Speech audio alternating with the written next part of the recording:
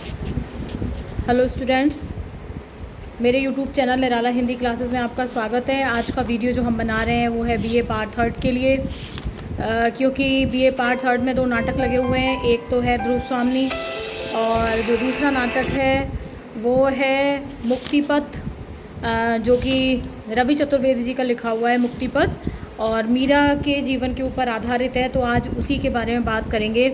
कैसा नाटक है, कहानी क्या है, उसकी पात्र कौन कौन से हैं और कितने अंक हैं, रवि चतुर्वेदी जी ने क्या बताने का प्रयास किया है इस ऐतिहासिक नाटक के माध्यम से, ये सब इसमें बताया जाएगा। तो वही बात मैं आपके सामने रख रही हूँ। तो सबसे पहले बात कर लेते हैं कि जो मुक्तिपथ नाटक है इसके मुख्य पात्र कौन कौन से हैं। तो यदि मुख्य पात्रों की बात करी जाए तो जो मेवाड़ के महाराणा हैं विक्रमजीत और मीरा के देवर, वो इसके मुख्य पात्र हैं। उसके बाद मीरा स्वयं है और राजमाता जो कर्मवती हैं वो हैं और मेवाड़ के दीवान हैं वे हैं। और मीरा की एक सखी है जिसका नाम है ललिता, वो है। मेवाड़ का पुजारी है, विक्रमजीत की छोटी बहन है और साथ में विक्रमजीत का मामा है सूरजमल। तो ये मुख्य पात्र हैं इसके, जो नाटक है इसके। और उसके बाद बहुत सारे और भी पात्र हैं जो नाटक से जुड़े हुए हैं, जिन्हें आप गौण पात्र कह सकते हैं आप। द्वारिकानाथ है और जो उदा है वो ननद है और विक्रमजीत की छोटी बहन है। गोस्वामी तुलसीदास हैं, जीव गोस्वामी हैं, वीरमदेव हैं। इसके बाद हुकुमराज हैं, उगल देव हैं, देवाजी हैं, राव राजा हैं और स्वामी रंगाचार्य हैं, स्वामी गिरेंद्र हैं, आनंदाचार्य हैं। और इसके अलावा जो स्वामी चक्रपाणी हैं वो हैं, भैरवनाथ हैं, वेदानंद हैं, नागार्जुन हैं, सेवक हैं, कुछ परिचारिकाएं हैं और मेवाड़ मेड़ता वृंदावन के स्त्री पुरुष हैं। और इस तरह से जो नाटक है वो 3 जो उसके अंक हैं उनमें विभाजित है और 3 अंकों में प्रत्येक अंक में 5 दृश्य जो है नाटक में देखने को मिलते हैं। इसी के माध्यम से सारी कहानी बताई गई है। आपको बता दूं मैं कि जो मीरा हैं वो भोज की विधवा पत्नी है और उसके बाद जो शासन है वो विक्रमजीत को मिल गया है और विक्रमजीत नहीं चाहते हैं कि मीरा वहाँ रहें चित्तौड़ में, और वो लगातार ये प्रयास करते हैं कि मीरा की छवि खराब हो जाए। और समय के साथ धीरे धीरे मीरा की जो ईश्वर भक्ति है, कृष्ण भक्ति है, वो बढ़ती चली जाती है। साधु समागम बढ़ जाता है, लोगों के साथ उनका जुड़ाव बढ़ जाता है और जनता यहाँ तक कि उन्हें देवी या दैविक अवतार जो है या अपनी देवी जो है मानना स्वीकार मानने लगती है। और इस तरह से जो उनका बढ़ता हुआ प्रभाव है जनता के ऊपर, इसको देखकर विक्रमजीत पूरी तरह से बौखला जाते हैं और बार बार प्रयास करते हैं मीरा को मारने का। और इसमें वो सहायता लेते हैं सूरजमल की। सूरजमल भी मीरा से बेहद घृणा करते हैं और उनको मारना चाहते हैं, तरह तरह के हथकंडे अपनाते हैं इसके लिए।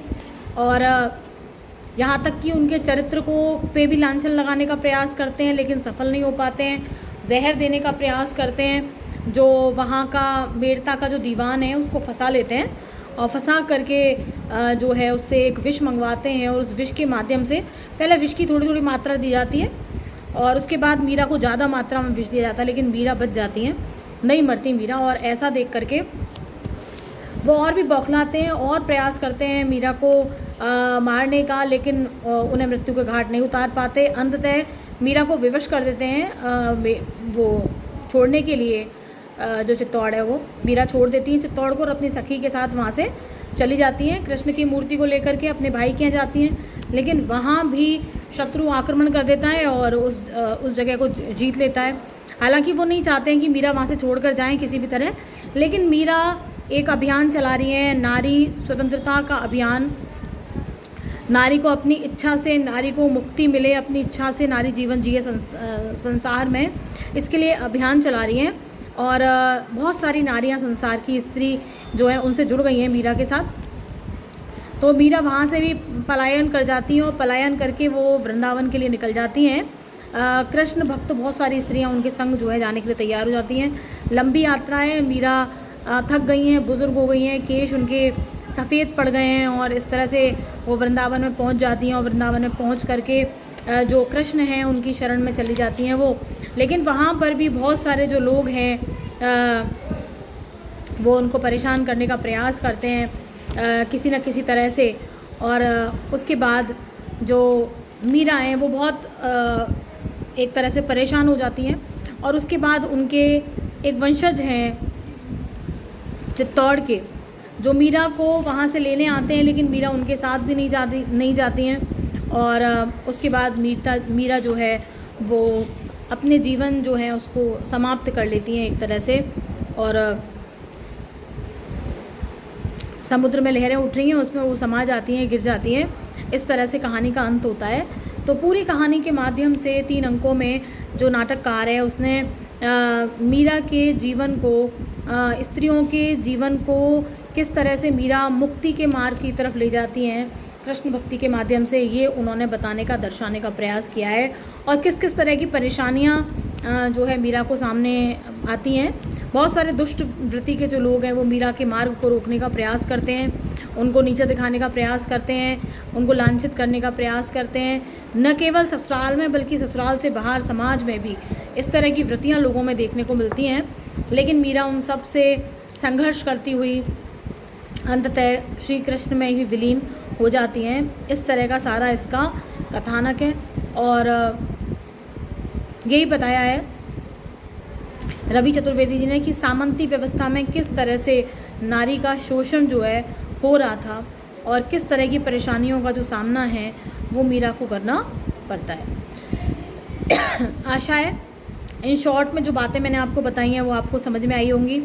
अगर मेरी बात आप तक पहुंची हो, समझ में आ रही हो, तो प्लीज़ चैनल को सब्सक्राइब करना ना भूलें, बेल आइकन दबाएं जिससे अगले नोटिफिकेशंस भी आपको मिलते रहें। और धन्यवाद।